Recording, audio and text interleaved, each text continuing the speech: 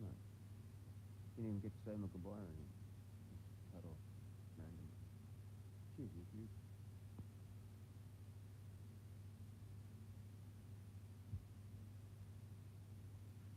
I have seen something so terrible that I felt that I must inflict it upon the infinite, and then get as pedantic as I want, taking it apart. Welcome back.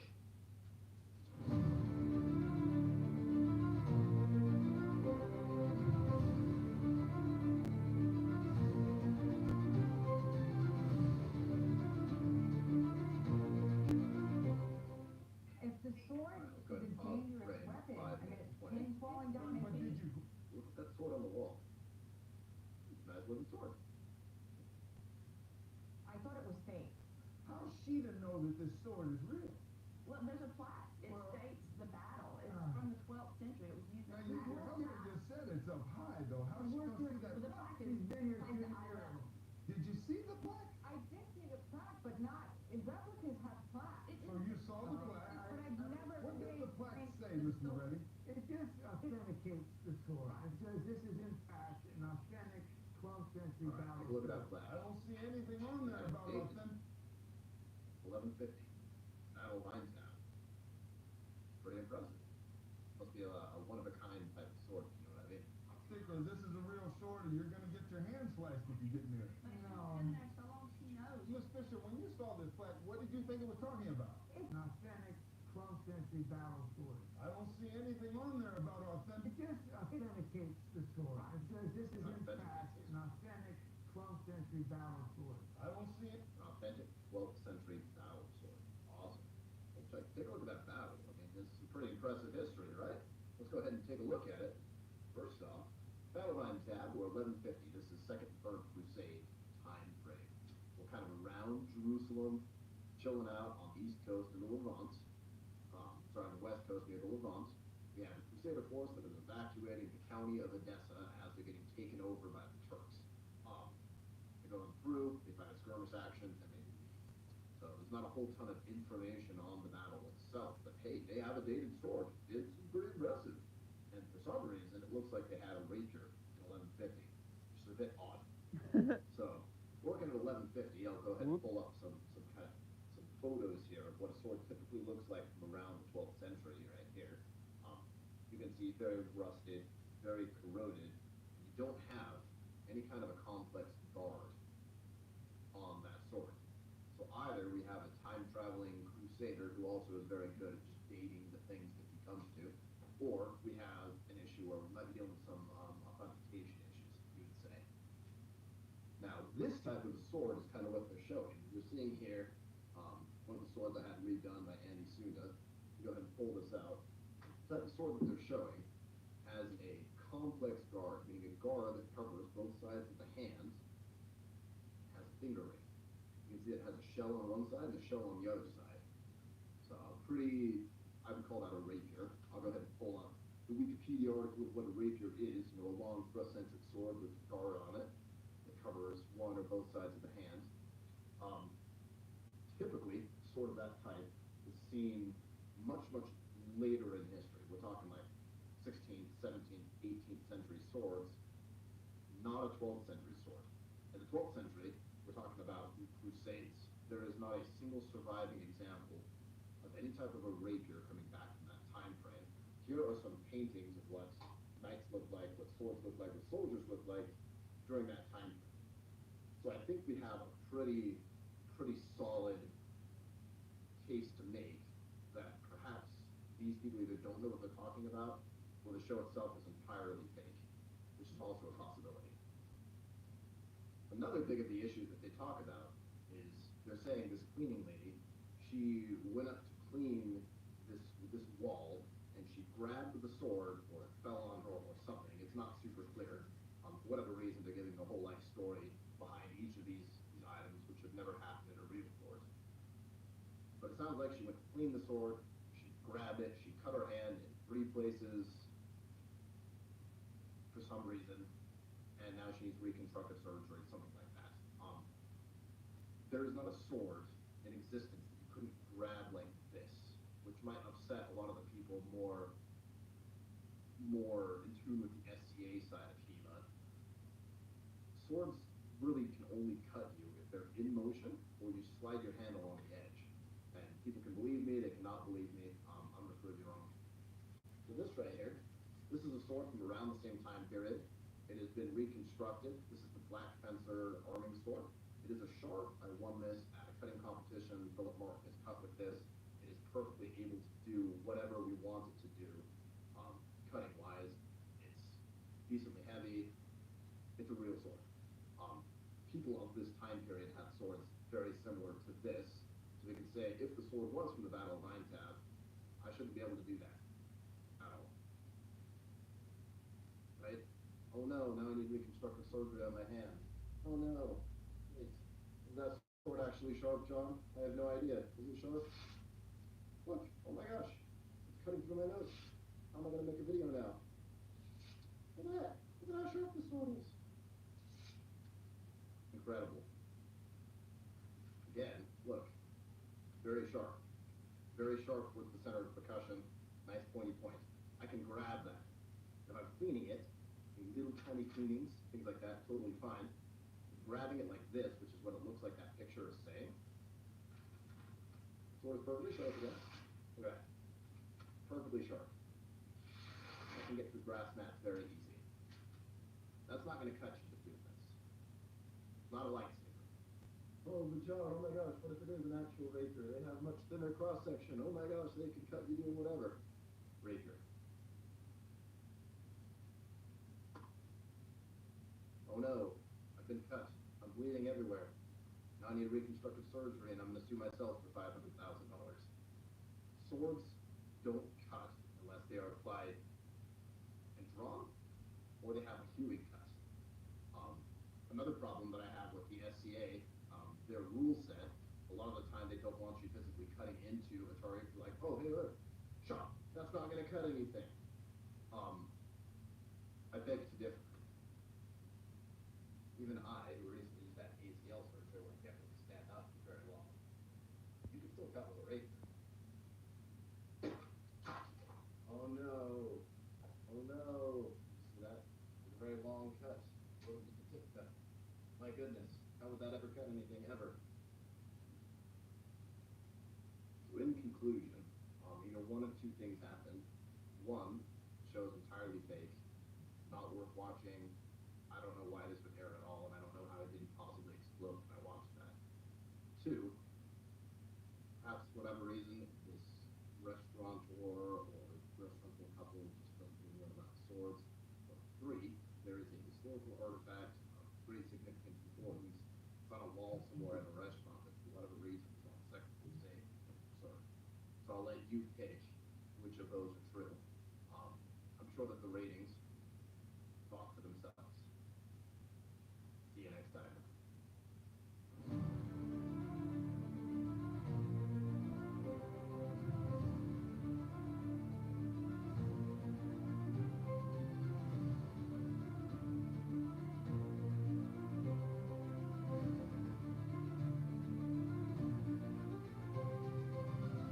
In the land where shadows play,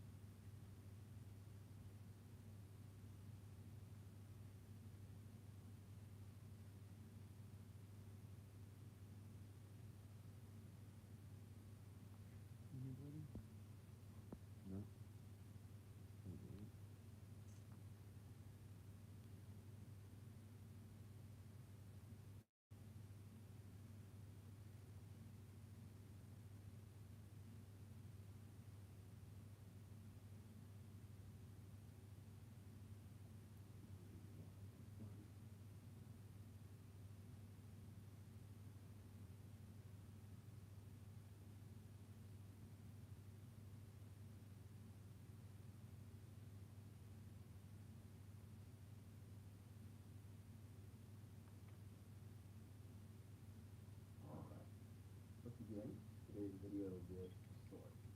So imagine that you just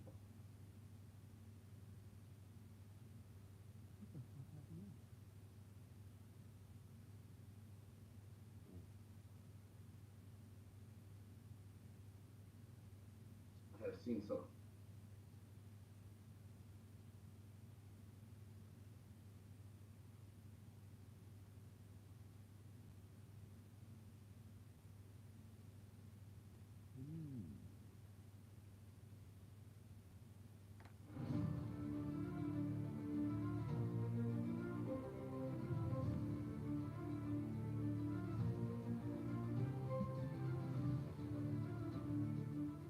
Alrighty, welcome back to the channel, my guys.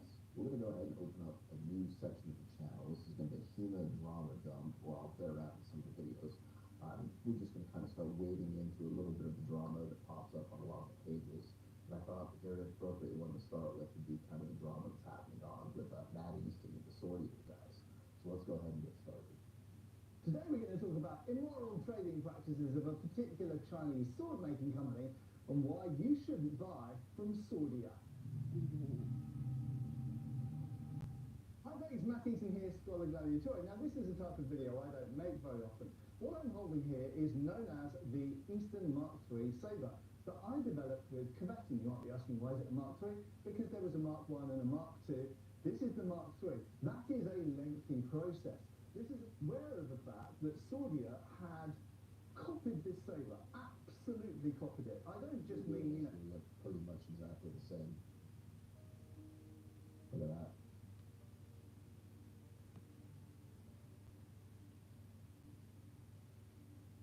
Yeah, it looks pretty close. So interesting.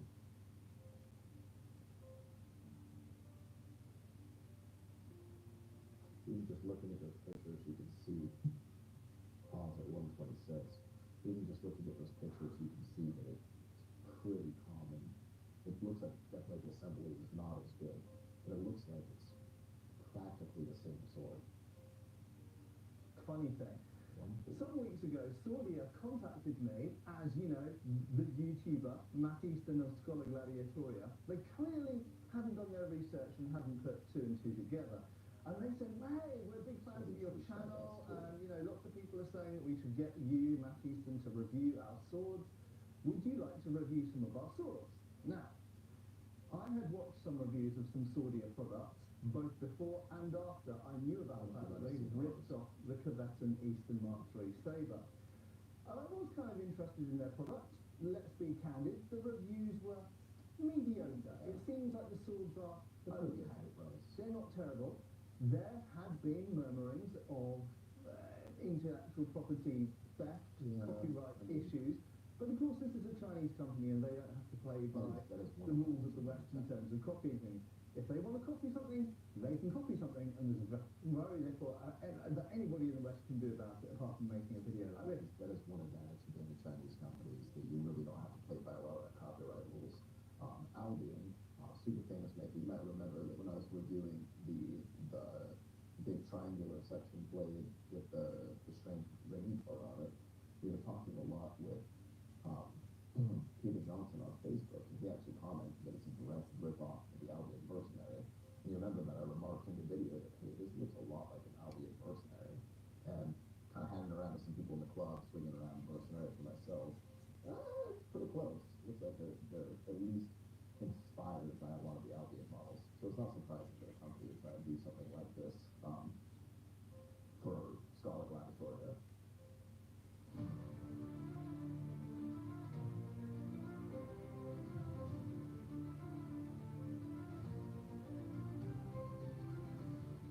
Talk about the acquisition.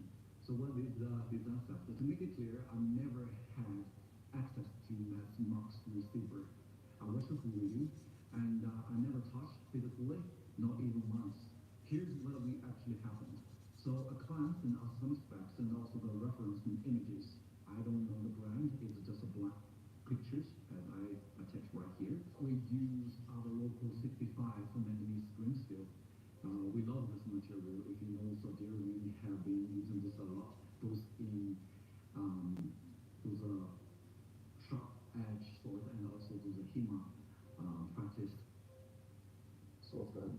243. You get what he just said there. He says he's using the exact same steel for both sharp swords as well as his blunt sword that he's trying to use for hemote fencing.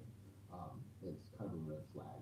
Spring steel is great if you're trying to put an edge on a sword to fight with it.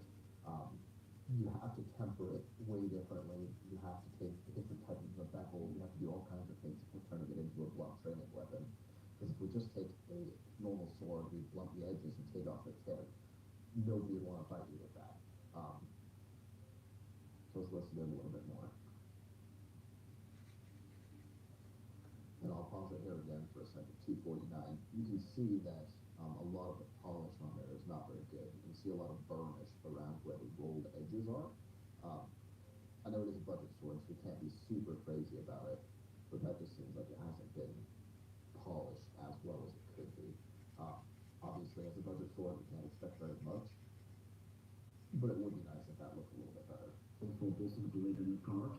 You know, in Longshan here, other sorcerers are really good at it, and I do notice that Matt has been mentioned that we have poor treatment and also poor qualities.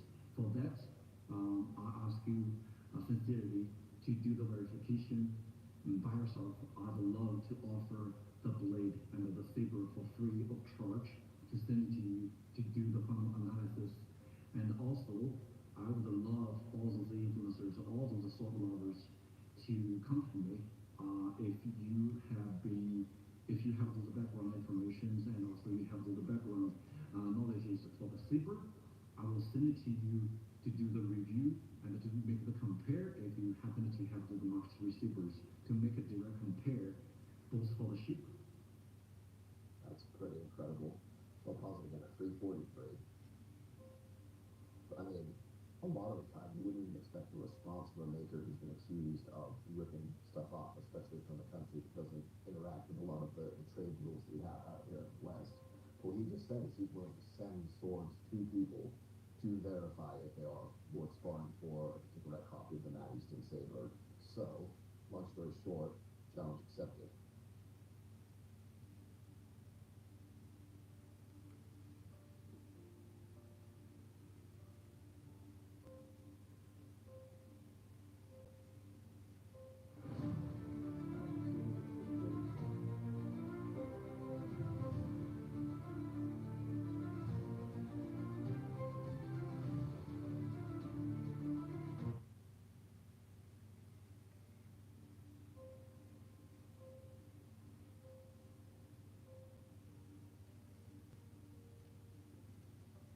Let's go ahead and skip forward just a little bit. He gives some history. I'd recommend watching this full video if you want kind of better explanation.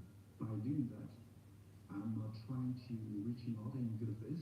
I replied and respond the email to Matt, hopefully together with you and get feedback. And Matt never replied back. And then all of a sudden, I wanted to seek dialogue, asking for advices and hoping to build something positive together. But I got no reply. Then suddenly, without warning or even a direct message, we are public accused on YouTube. To me, Alexa, stop.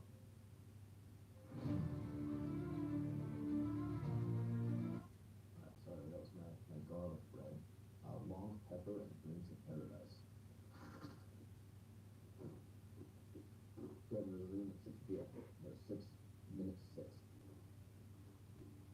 create the invitation to Matt and also to everyone in this community who does our works. I invite you to judge for yourself. Like what I said, I mentioned that I will send you the saber free of charge. That includes shipping, no cost to you. Test it, compare it, and if it's truly a copy, and if it's truly a bad quality, like you said, show the facts, and also I will do the apologize sincerely. Yeah, it does sound like kind of wolf suck for that. So, as you saw before, I'm in contact with Sawyer. So he's sending me one of the sabers to do a review video on. It's like the 7-minute video, so he is legit. He responded within a day of when I sent that email. So I look forward to getting that for you. I'll get a full sword review breakdown. I'll see if I can get my hands on a Mad Eastern saber as well. I sent him an email and said they don't have any available right now, but we have some locally in the club that I think that I'll borrow. We'll go ahead and do a like-for-like comparison. We'll do some flex tests on them. We'll have some people spar with both of them. And then we'll just kind of take a look, see what that looks like. Because, first of all, if it is a rip-off, that's obviously not very good. But it sounds like the dude is being pretty honorable with it. A lot of the time when you get rip-off products from the Chinese kind of side of the world, you'll see that they're made much lower quality. They're not anything you can respond directly to the company that makes them. There's no warranty. So I'm really interested to see what this will turn out to be like. We see it all the time, like the gun community, where a lot of these companies will come over during some of the big conventions and they'll take a look at the things laid out on the table. They'll take some pictures, or even sometimes I've heard like 3D scanners, and they'll just try and do everything they can to make a cheaper copy of whatever's on the table out there. So directly ripping off a lot of the better makers. I don't think that's what Swordier is trying to do. They're going to be at Combat Con if you're going to talk to them directly. But I'm going to see what we can do about this saber that they're sending us. We'll take a look at it, and I'll let you know, guys, my honest opinion, because really I'm only here to help make the sword community grow, to make the YouTube channel a little bit bigger. I mean, so coming from an unbiased third party, we'll just take a look at it, and I'll let you know what we see. Cheers.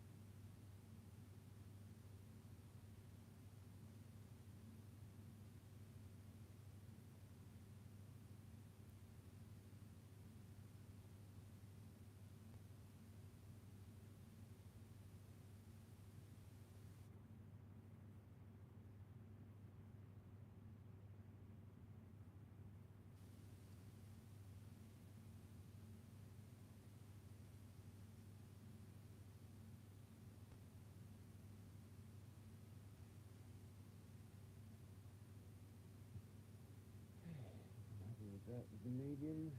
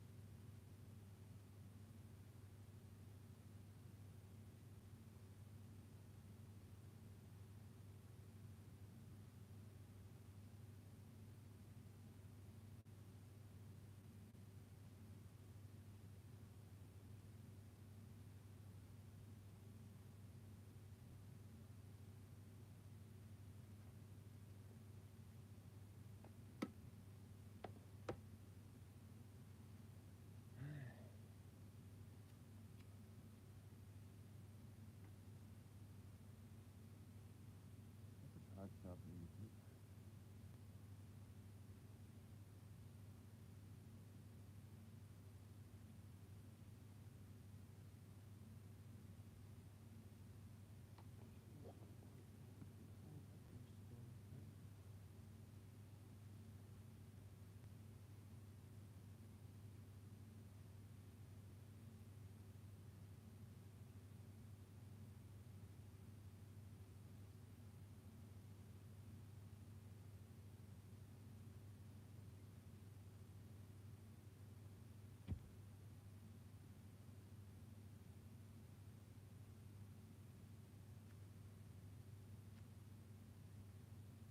Imagine being on the battlefield, protected by a Roman shield forged in iron with decades of military tradition on its back, and suddenly feel this shield being torn in half as if it were made of paper, not by magic, but by a simple curved blade born of the field of the earth of necessity. The falx was not a weapon made to kill, it was a tool made for harvesting, but in the hands of the Dacians it became the greatest threat Rome faced in the east, with its elongated shape and razor-sharp blade on the inside. The falx tore shields, pierced helmets, and pierced armor. It wasn't just a war innovation, it was a cry of rebellion forged in steel. With each blow, it wasn't just flesh that opened up, it was Roman pride being broken. You're about to learn the story of the weapon that made the Empire tremble. And no, this is not an exaggeration. No one imagined that a simple farm work tool could become the nightmare of the best-trained legions of the ancient world. The falx was born as a sickle, a curved blade used to mow wheat, cut branches, and clear the soil. But in times of war, what used to feed started to kill.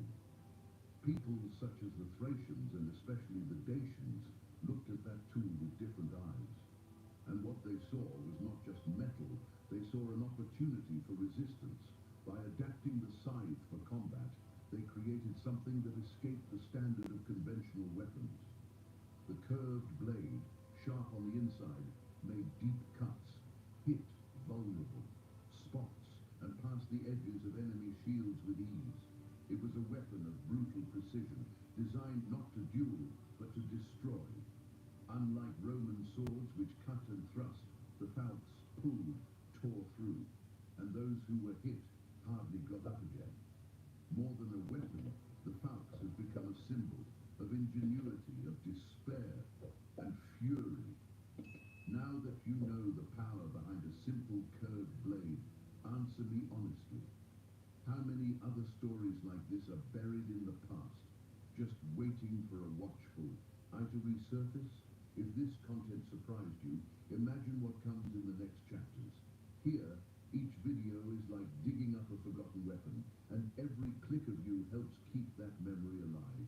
So, if you value knowledge, if you love discoveries that no one told you in school, and if you feel that you deserve more than the story told halfway, subscribe to the channel now. Left your like. It's the shield that protects this content from falling into oblivion. Activate the bell and come with us to rescue what time has tried to erase. Because here, the story is not just told, it is revived. Over time, the Dacians not only perfected their combat technique with falx, they also diversified their form. They created two main variants, the shorter one-handed falx and the much longer and more destructive two-handed falx. The one-handed version was practical and lethal.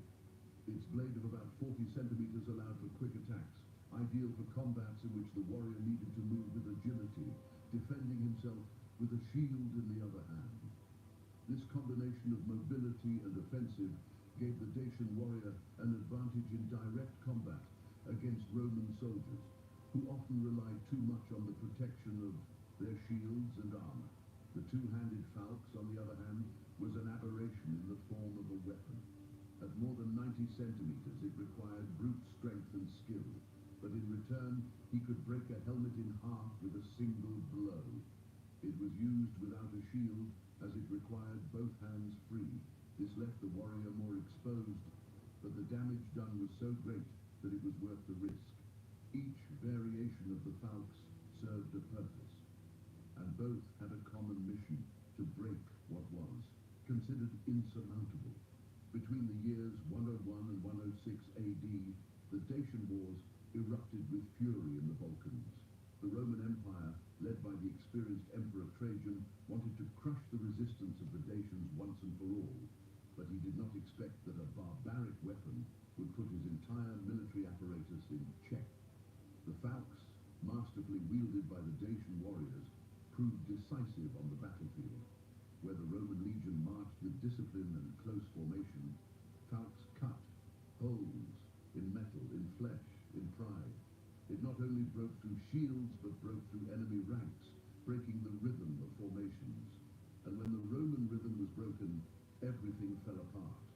Reports of the time tell of mutilated soldiers, torn shields, and screams of terror. Many legionnaires were simply not prepared for the strength and combat form of those men who came from the mountains with their curved weapons gleaming in the sun. Falx was the brute response of a people who did not accept to kneel. Rome never accepted being surpassed for long, and when he realized that falx was putting its soldiers at real risk, Trajan ordered urgent changes. The first response was in the field of protection. Helmets began to have metal reinforcements crossed over, as if they were bars. an attempt to resist the curved blows that came from above and from the side where the Romans were most vulnerable. But it didn't stop there. The famous Roman armor, the larica segmentata, rigid and imposing, began to be abandoned by some groups in favor of more flexible versions, such as the lorica hamata, made of metal mesh, and the lorica squamata, made of scales. This is because these versions allowed for greater impact absorption and a greater chance of survival against the falx's deep cuts. Rome had to rewrite its battle logic, not because of a new rival legion, but because of a weapon from the field. It was the admission that the Dacians had found the blind spot of the ancient world, and that, for an empire like Rome, was almost unforgivable. It wasn't just the steel that hurt, it was fear. The mere sight of a falx in the hands of a Dacian warrior already caused tension in the legionaries. Many reports, indirect but constant, talk about the psychological impact of this weapon on the battlefields.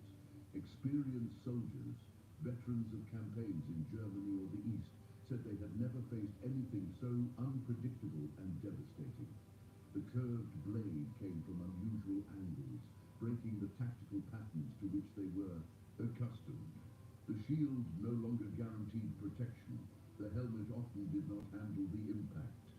Imagine being in a tight formation, relying on Roman discipline, and seeing your companion next to you fall with his helmet cracked, blood flowing, without even time to scream. Falx didn't just cut, it destructured, demoralized. It was like fighting chaos in the form of a weapon. Many soldiers began to reinforce their equipment on their own, tying leather straps, extra fabrics, or seeking alternative forms of protection. Falx taught a hard lesson. Roman technical superiority had a limit, and it bled. Throughout the vast territory of the Roman Empire, many barbarian weapons gained fame. The hatchets of the Germans, the Parthian bows, the spears of the Celts. But none made such an immediate and visible impact on Roman equipment as the falx. While the German axe required force and dealt brutal damage, the falx combined technique, range and deadly precision that cut where you least expect it. It was, literally, a weapon that defied the legion's logic of defense. Unlike swords, which needed space to cut or thrust, falx could overcome obstacles. It was as if it hugged the armor and hit it from behind. It was a weapon that broke shields, but it also broke trust. It wasn't just Roman metal that opened up, it was the moral. It was the myth of invincibility being eroded blow by blow. Many generals began to rethink their training strategy in the face of this threat. And that says a lot, because when a gun forces Rome to change, it's because she left a scar not only on the field, but in history. Behind each falx was a man who did not fight with it, but forged it with his bare hands. The Dacian blacksmiths were not simple craftsmen. They were architects of resistance. Using rudimentary furnaces, stone hammers and wooden molds, they turned pieces of iron into weapons of pure menace. The process was slow, artisanal, almost sacred. Every curve of the blade was carefully shaped, every edge sharpened with patience and precision. The curvature was not aesthetic, it was strategy. It allowed the blade to go around shields and reach the neck, the leg, the unprotected shoulder. These weapons were not made en masse. They were often passed from father to son as relics of war. Some had tribal markings carved into them. Others, symbols of animals that represented strength, fury, or protection. A well-cared-for falx could last for decades and carry stories of battle, blood, and honor. Falx was not just iron. It was memory, it was identity. And so when a warrior wielded one, he didn't just raise a weapon. He lifted all the weight of his people, of his land, and his fury. Even defeated, the Dacians left an eternal mark, not only on the skin of Roman soldiers, but on the very stone of Rome. Trajan's column, erected in the heart of the city in 113 AD, celebrates the emperor's victory over the Dacians. But curiously, it does not hide the brutality of the enemy. On the contrary, there among hundreds of carved figures in an upward spiral, we see dozens of Dacian warriors wielding the falx. The images speak for themselves. Fallen legionnaires, broken shields, cracked helmets. It is not only a monument to Roman glory, it is also a silent admission of the opponent's strength. The falx appears prominently, curved and shiny in the hands of Rome's enemies. This shows that even the Romans recognized the importance of that weapon in the course of the war. The column became a memory capsule, and the falx, immortalized in marble, went from a tool of the field to a symbol of resistance carved in the capital of the largest empire in antiquity. A reminder that sometimes true victory isn't just winning, but the impossible to be forgotten. The falx was not just a weapon, it was a symbol. It represented the transformation of the ordinary into the extraordinary, from the simple into the mortal. It showed that even a tool from the field could take down trained warriors and shape imperial strategies. It wasn't just a curved blade. It was a lesson bent in the flesh and in history. Today, when we look at Trajan's column, the accounts of the Dacian wars, the remnants of reinforced armor, everything points to the same truth: the Romans. Fear of this weapon was not gratuitous. It was conquered with each well-aimed blow, with each broken shield, with each cracked helmet. Falx became part of the memory of a war where the power of Rome had to bend the knee to the ingenuity and fury of a people who refused to be erased. Now tell me, did you already know this story? Did you know that a simple agricultural tool was able to double Rome's pride? Comment below what impressed you most about this narrative. And if you enjoy delving into forgotten stories, epic battles, and secrets of the past, so you subscribe to the channel, leave your like, and activate notifications. Because the next chapter of the story could be even more surprising, and you'll want to be here when it's told. If this story made you see the war with different eyes, if for a moment you smelled the beaten earth, heard the echo of the shields being broken, and saw the fury of a people resisting with their bare hands, so you get the idea. The past has much more to say than what the books summarize. Now it's up to you. Subscribe to the channel and join us in this mission to reveal what history tried to hide. Like if this battle has impacted you, it's a sign that you value the truth behind the legend. And share this video with someone who thinks Rome has never been challenged. Because today, you saw that it was. See you in the next chapter, because the next forgotten weapon may be waiting for you.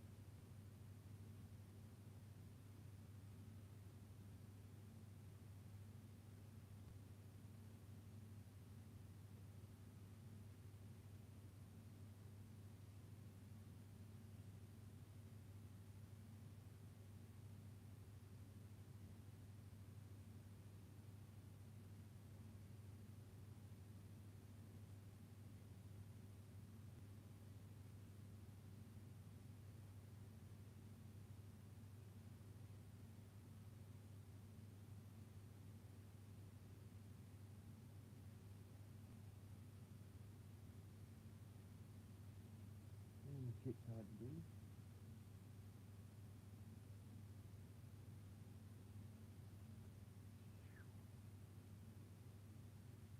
Anybody? Nobody.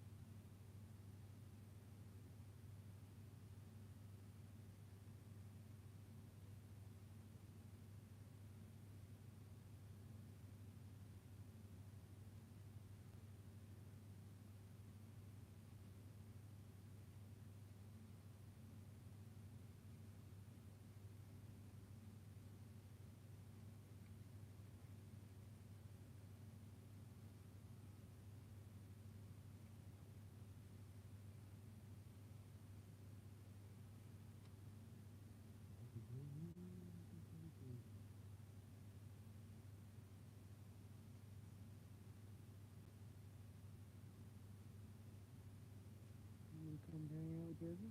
Nobody. What? I was right. I was right about everything I said.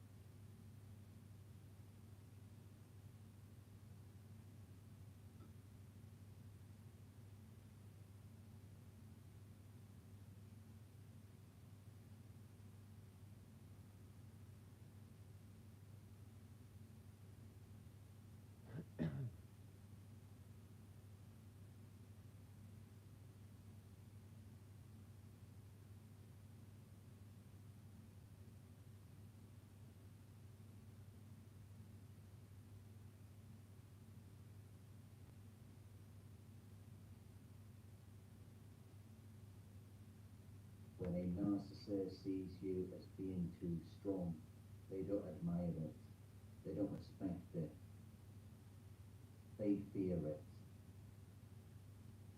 Because your strength, your true strength, comes from something they can't touch, your authenticity. It's not about being loud or aggressive. It's not about ego or dominance. Your strength is in your presence. It's in your peace, your clarity, your refusal to play a rigged game. And to a narcissist, that's terrifying. They relied on your doubts, your second guessing, your need to be liked, your tendency to keep the peace, even at the cost of your own peace. They fed off your silence. They fed off your willingness to shrink. But now, you're not shrinking anymore. You're choosing yourself. You're listening to your intuition. And you stop needing their validation. And that's when everything changes. Because now, you are the threat. Not because you're hurting them, but because you're no longer letting them hurt you. Your light, your energy, your stability, it disrupts their game. It pulls back the mask, and they panic. You stepped out of the role they cast you in, the one where you doubt yourself, chase for approval, and carry their projections. And they don't know what to do with someone who's no longer confused.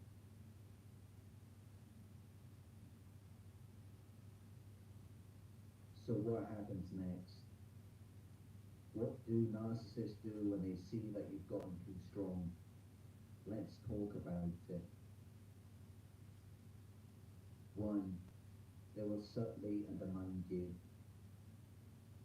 It's not always loud. It's not always obvious. Narcissists are often more strategic than that. They'll drop small comments, just enough to make you question yourself. Are you sure that's the right decision? You used to be so easy to talk to. Wow, you've really changed. It's not concern, it's control. These are jabs disguised as gentle observations. They're testing you, pushing at your confidence, trying to find cracks in your self-worth so they can wedge their way back in. And if they can't do it directly, they'll go through other people. They'll talk behind your back. They'll plant seeds of doubt in mutual friends before it gets back to you. Why? Because if they can't get in your head themselves, they'll try to get someone else to carry the message. This isn't about you being wrong. It's about them not being able to control your reality anymore. And that's what truly threatens them. 2, they'll flip the script. When they can't break you down, they'll try to rewrite the story. Suddenly, you're the villain. You're the problem. You're selfish. You've changed. You think you're better than everyone else now. They'll claim you've gone cold, distant, unreasonable. Why? Because you no longer exist to meet their emotional needs. You're no longer apologizing for your boundaries. You're no longer making yourself smaller so they can feel big. And that doesn't fit their narrative. So they flip it. Now your strength becomes a flaw. Your boundaries become cruelty. Your self-respect becomes arrogance. But here's the truth. They're not reacting to who you are. They're reacting to who they can no longer control.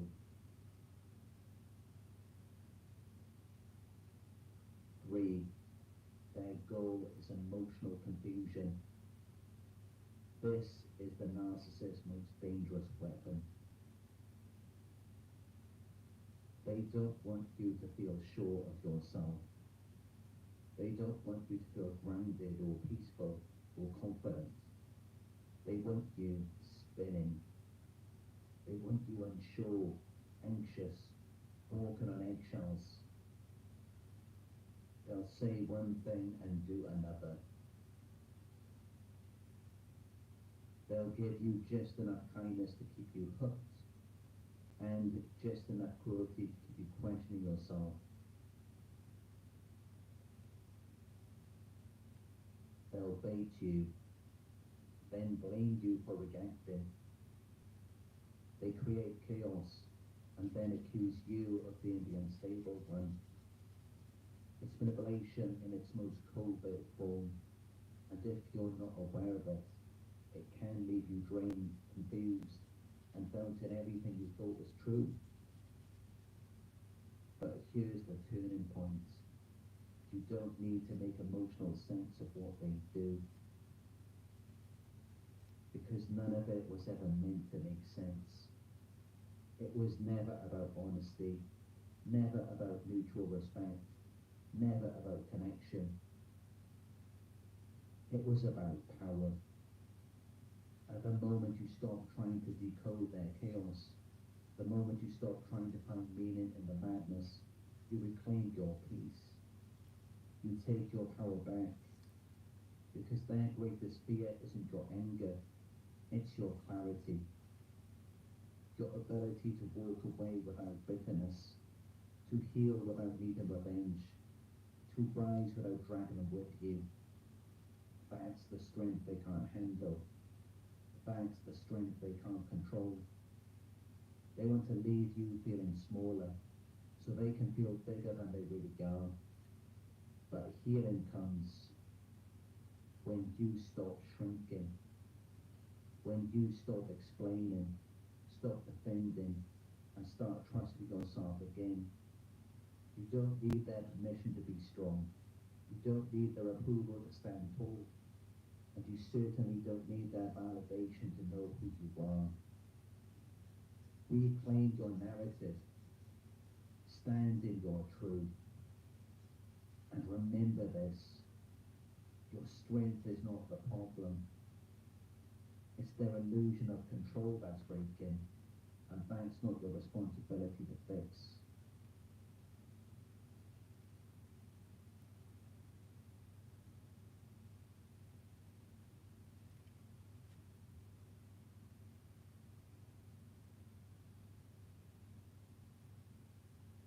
If this message spoke to you, and you're on your own healing journey, like this video to let the algorithm know that this kind of content matters. Comment below and share your experience. Your voice might be exactly what someone else needs to hear today. And don't forget to subscribe if you like more content to help you stay grounded, strong, and aligned with your truth. If you're looking for deeper support or guidance, I offer one-on-one coaching. The link is in the description. And if you would like to support the channel, donations are always appreciated. They help me continue creating this content for those who need it most. You can find the donation link below. Thank you for being here. Thank you for choosing your healing. And remember, your strength isn't too much. It's exactly what sets you free.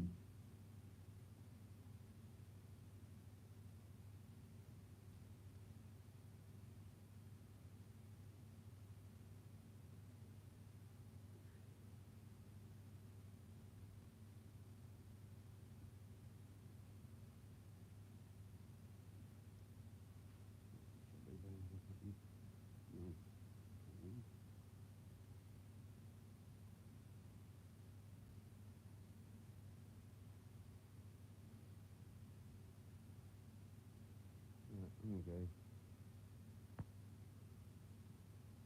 Peace out. Good night, you. Take care. Jezza Chronic. See ya.